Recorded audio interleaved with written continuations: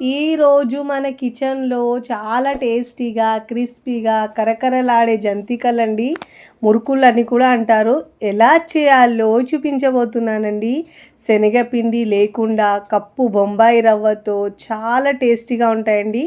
ఎప్పుడు రవ్వతో ఉప్మా కాకుండా ఇలా మురుకులు ఒక్కసారి ట్రై చేయండి, రుచి అద్రిపోతుందండి. చాలా గుల్లగా తిన్నా కొద్దీ తినాలనిపిస్తాయండి. ఇలా చేసిన మురుకులు పిల్లలు పెద్దలకు కూడా చాలా బాగా నచ్చుతాయండి. టీ టైం స్నాక్గా లేదంటే పిల్లలు తినాలనిపించినప్పుడు అప్పటికప్పుడు ఇలా చేసి పెట్టండి, చాలా బాగుంటాయండి. ఆయిల్ కూడా అస్సలు పీల్చావు, టేస్ట్ అయితే భలే రుచిగా ఉంటాయండి, చాలా గుల్లగా వస్తాయి. మరిక ఏమాత్రం ఆలస్యం చేయకుండా చాలా టేస్టీగా క్రిస్పీగా ఉండే కప్పు బొంబాయి రవ్వతో మురుకులు ఎలా చేయాలో చూద్దాం రండి.